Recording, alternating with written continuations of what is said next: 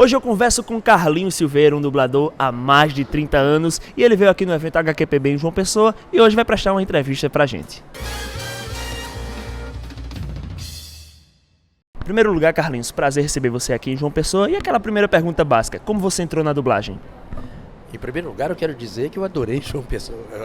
Eu adorei ficar aqui, adorei essa cidade, adorei o pessoal. Realmente eu estive na praia agora à tarde, nossa, que praia linda. E olha que eu nasci na praia de Santos que eu nasci. Fui criado lá com 40 graus também, como aqui, né? Mas a praia daqui é linda demais, gente. A coloração dessa água é uma coisa muito linda. Eu, na verdade, eu sou um ator de teatro, né?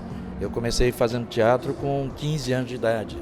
Hoje eu tenho 71, então imagina quanto tempo eu mexo com essa área, mexo com a área de ator e tudo mais. Aí eu tive uma continuidade, fui embora para São Paulo, eu comecei fazendo teatro em Santos, fui embora para São Paulo porque eu queria me profissionalizar. E para se profissionalizar dentro dos interiores do Brasil, não só no interior de São Paulo, mas nos interiores do Brasil, você nunca tem uma carreira, né? Você faz uma peça aqui, uma peça ali, já São Paulo não, você tem uma continuidade, há todo um planejamento cultural para que a coisa aconteça. Então eu fui para São Paulo, fiquei lá e aí comecei a ter as pequenas oportunidades até que eu consegui fazer um espetáculo com a Cacilda Becker, que eu fazia o Esperando Godot com ela. Aí minha carreira deslanchou, infelizmente foi o espetáculo em que a Cacilda Becker morreu. Talvez só para, em termos históricos, a Cacilda Becker foi uma das maiores atrizes que o Brasil já teve. E eu tive o privilégio, porque foi um grande privilégio de trabalhar com essa mulher, que era fantástica, realmente era incrível. E daí a minha carreira começou a deslanchar. E daí para frente eu fiz um monte de espetáculos. Um dos últimos que eu fiz o Amadeus, junto com o Raul Cortez, em que ele fazia o Salieri, eu fazia o Mozart, ou seja, o papel central. Fiz uma série de espetáculos incríveis. Com o passar da política nacional e tudo mais, nós tivemos problemas enormes dentro do teatro, onde o teatro que nós fazíamos, que eram assim de terça a domingo, com plateias lotadas, e nós tínhamos 13º, férias, fundo de garantia, carteira assinada, era realmente uma profissão.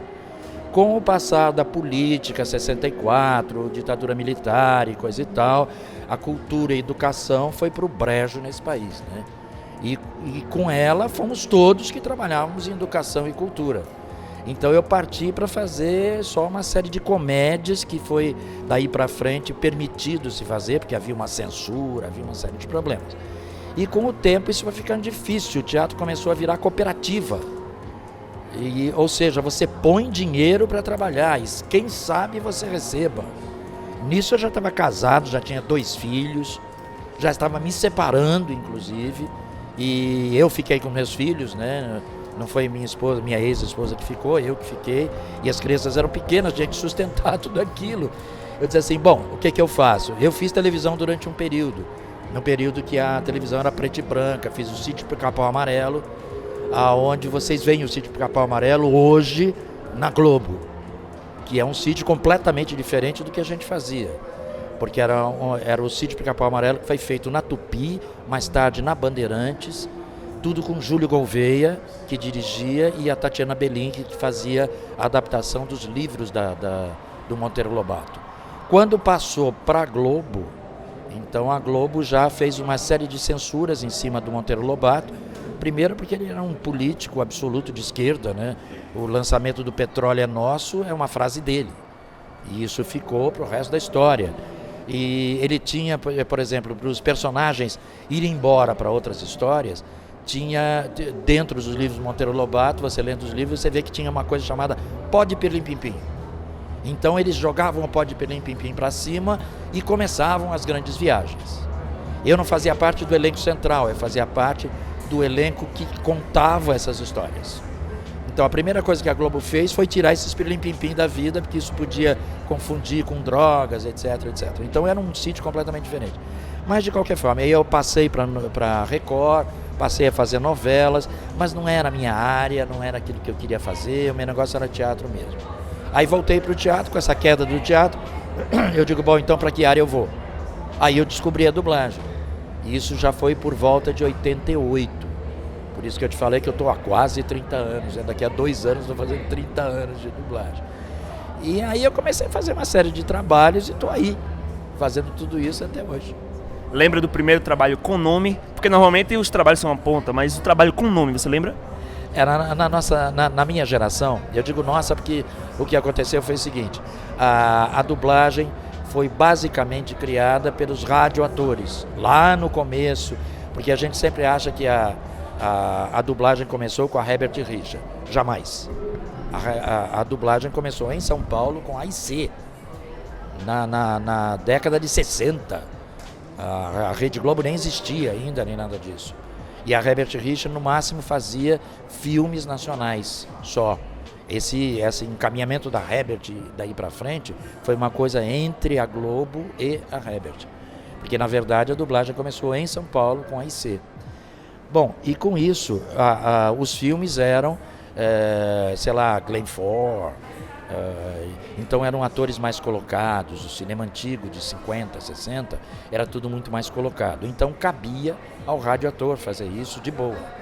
Quando os filmes começaram a ficar mais molinhos por volta da década de 90, então os filmes eram mais naturalistas, mais realistas. Então eles começaram a procurar os atores de teatro.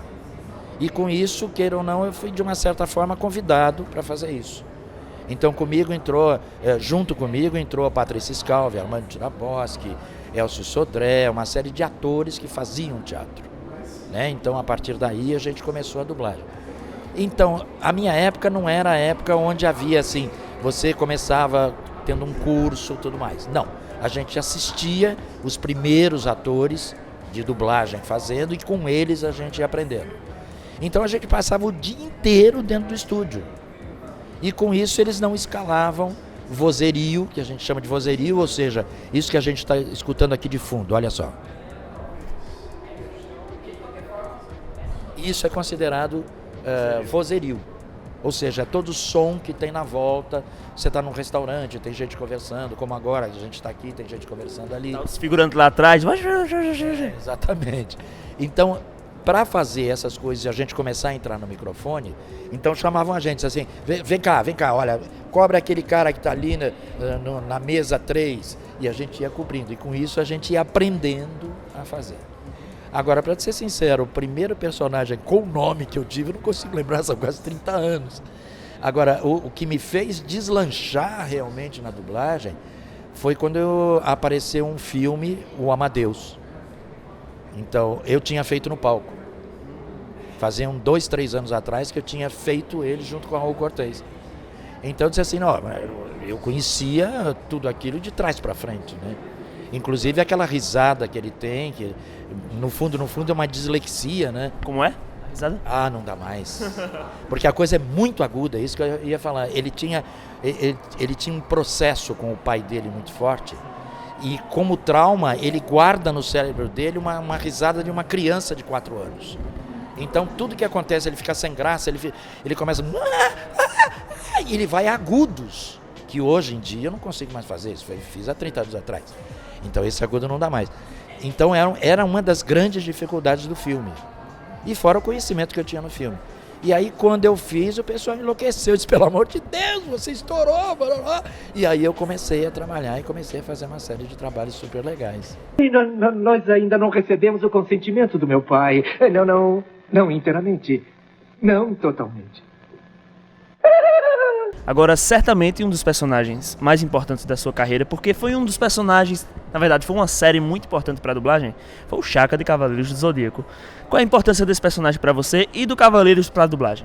Eu diria que o Cavaleiro do Zodíaco foi um marco na vida da dublagem, na vida de todos nós.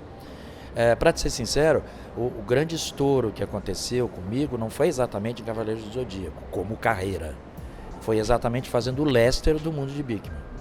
Que exatamente a partir do Amadeus, o pessoal disse assim, não, o cara é bom, não sei o quê, e entrei em teste, e aí acabei pegando aquele ratão enorme com aquele nariz, e ele tem todo um ar de criança quando fala. E isso deu certo, paca. E isso, queira ou não, foi me levar ao Cavaleiro também, foi me levar a uma série de outros trabalhos. Olá, Sam. Sim? Eu desafio você a colocar esse prego nesse pedaço de madeira sem usar um martelo, mas sim uma banana. Agora, o Cavaleiro do Zodíaco tem uma importância vital para todos nós, porque pela primeira vez em anos e anos, décadas de dublagem, nós conseguimos descobrir o que estava acontecendo do outro lado da tela. Porque aí o pessoal começou a nos procurar. Então isso deu um divisor de águas, né? Ou seja, nós que vivíamos escondidos nos estúdios, entre aspas, né? Fazendo o nosso trabalho, todo mundo dizia assim, essa é a voz do Glenn Ford. Assim, não é do Glenn Ford, é do fulano que faz o Glenn Ford. Né? A voz do Glenn Ford é outra. E a gente batalhava sempre por isso. E de repente o Cavaleiro do Zodíaco nos deu esta abertura. Uma abertura, foi um divisor de águas, realmente. Vocês começaram a nos procurar, nós começamos a procurar vocês. E hoje tem essa maravilha que nós estamos aqui hoje num evento, né, e recebendo esse carinho de vocês, que é uma coisa linda. Sua alma não será salva, a não ser que você seja libertado desse feitiço. Agora ouça. Com muita atenção, existe uma presença maligna que cresce bem aqui em Asgard. Nós, Cavaleiros de Ouro, serviremos a justiça. Agora, outro personagem icônico foi o Gollum do Senhor dos Anéis, também é um Sméagol, né? Que é um personagem que a gente vê que tem uma certa modificação na voz, porque tem aquela carga na voz dele. Eu queria saber o processo para fazer essa modificação de voz, se foi muito demorado, como é que você chegou àquilo? Não, a coisa é assim, para você ser dublador, você necessariamente tem que ser ator. É uma coisa de lei, não é nem uma coisa de escolha, é uma coisa de lei. Então você tem que ter um registro no Ministério do Trabalho que se chama DRT, que é um registro de ator. Você consegue esse registro de ator a partir de uma escola de teatro. Nessa escola de teatro, você aprende como se comportar num palco, numa cena, você aprende como resolver as suas emoções internas para poder jogar isso para fora, e você começa a aprender a mexer na sua voz. Então, basicamente, eu sempre tive uma facilidade muito grande para fazer vozes, entendeu? E com todos esses cursos que a gente faz, então a minha facilidade é muito grande. Quando eu entrei na dublagem, eu já tinha essa facilidade. A gente não usa isso muito no palco porque a gente tá com a cara lá, né? Então não adianta você querer modificar muito. Agora, quando você tem um personagem onde você pode brincar com ele, aí você brinca com a sua voz como você quiser, né? O Gollum, por exemplo, ele vem depois do Asterix. Na minha carreira, ele vem depois do Asterix. Não sei se você lembra da voz do Asterix. É uma coisa toda aqui embaixo. Senhor Obelix, vem cá, né? Então é uma coisa toda colocada aqui. O exército de César, você está bem servido. Onde você vai? Buscar espera, me deixa pensar. O Gollum já é uma outra coisa. Então, quando apareceu o Gollum e tinha essa coisa de vozes, assim, opa, chama o Carlinhos que ele faz umas vozes engraçadas aí, né? Tem umas pessoas que fazem umas vozes engraçadas, tem Cássio Romero, tem o Tata Guarnieri, tem eu, Elcio Sodré, tem umas pessoas que têm essa facilidade de mudar. Nem todos os dubladores fazem isso, mas tem um grupo de atores que faz. Então, quando me chamaram, eu vi pela primeira vez aquele som lá no fundo, que é o primeiro episódio, né? Em que a única coisa que ele faz é assim, meu precioso, e some. Você nem vê ele. Eu fui descobrir ele no segundo. Aí no segundo é que eu percebi que havia uma dualidade. E pelo texto, essa dualidade ficava claro. Que um que tem uma voz que parece uma batata na garganta, que é uma coisa toda por aqui. Então era a parte boa dele, a parte generosa. Enquanto que a parte má dele é uma coisa terrível, é uma coisa que vem toda para baixo. É uma coisa que vem, não, a gente não vai fazer isso, nós não queremos isso. Que é uma coisa muito mais gutural. Então é completamente diferente. Então nessas eu fui descobrindo a dualidade. E eu só soube da dualidade real quando chega no terceiro episódio, aonde mostra logo no começo em que ele mata um amigo né, um grande amigo de infância dele, ele mata esse amigo para ficar com o anel. Ele, pessoa. Então isto causa nele uma destruição e arrebenta ele em dois. E ele começa a se deformar inteiro. Aí eu consegui compreender realmente o que era aquilo. Mas eu já tinha percebido no segundo, tanto que eu trabalhei o segundo, dentro dessas vozes, dentro dessa dualidade emocional. Um é um cara super legal e outro é um cara péssimo. Você não... Agora, você também fez um personagem que ele é icônico na história, que é o Adolf Hitler, que tem toda aquela carga que é, vamos dizer assim, um dos grandes vilões da humanidade, digamos assim. E é claro que quando você foi escalado para interpretar o Adolf Hitler, você sabia quem era aquela figura histórica e bate aquela responsabilidade, pô, vou interpretar um cara que todo mundo conhece. Eu queria saber como é pegar um tipo de personagem que tem todo esse histórico, uma pessoa que você já sabe que existe, já sabe que tem uma fala real, e como é pegar um personagem desse tipo? E falado em alemão. É. Porque o inglês a gente entende, o francês a gente entende, eu falo francês, falo inglês, o espanhol a gente também é simplésimo de você pegar. De repente o alemão tem umas palavras parecidas com o inglês, é aí onde você meio que se calça. E a interpretação do ator é uma coisa fantástica, né? Que o filme é A Queda, os últimos dias do Hitler. Inclusive está no YouTube, para quem quiser assistir, é só ligar o YouTube e vocês assistem lá. Pessoal, neste momento tivemos um pequeno problema com o vídeo, mas vamos passar o resto da entrevista em áudio e com imagens ilustrativas. Pedimos desculpas pelo ocorrido. E pra deixar claro, esse é aquele filme que fizeram vários memes que era fazendo a legenda do que ele fez, né? Exato. Pegaram uma cena que realmente é uma cena que dá pra você brincar muito em cima, que o cara tá possesso com tudo que fizeram pra ele, né? Então ele tá possesso. Então aquilo é excelente pra você ficar brincando em cima, né? E o filme foi feito com a direção do Hélio Vaccari, que é um diretor assim, ele esmiuça, ele vai buscar, ele não te permite que você faça um nada, mas um nada que não seja coerente ao filme. Então foi um trabalho muito difícil de ser feito e principalmente não havia ainda o Pro Tools. Ou seja, nós trabalhávamos exatamente com fita, que a gente chamava de DA. Então, quando você erra na fita, você volta do começo, seja o que a gente chama de bife, que é um texto grande, seja um bife, seja o que for, você não pode parar. Então você vai em frente, só que aí sem querer você erra no fim. Tem que começar tudo do começo. É uma loucura, é realmente uma loucura. E fazer esse filme foi fantástico, a direção do Vaccari foi uma coisa incrível. E eu realmente fui fazer toda uma pesquisa para saber aquele tom de voz que ele usava, por que tudo aquilo. E eu acabei descobrindo que o tom que ele usava era um tom planejado, porque era um tom hipnótico. Não importava aquilo que ele fosse dizer, e sim o tom que ele diria aquilo. Então você pode perceber que se você escuta os discursos do Hitler originais, ele é toda uma coisa assim, o tempo todo.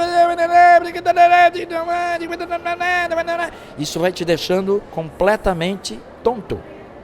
Então era proposital. Como a suástica é um símbolo absolutamente proposital. É a cruz girando ao contrário.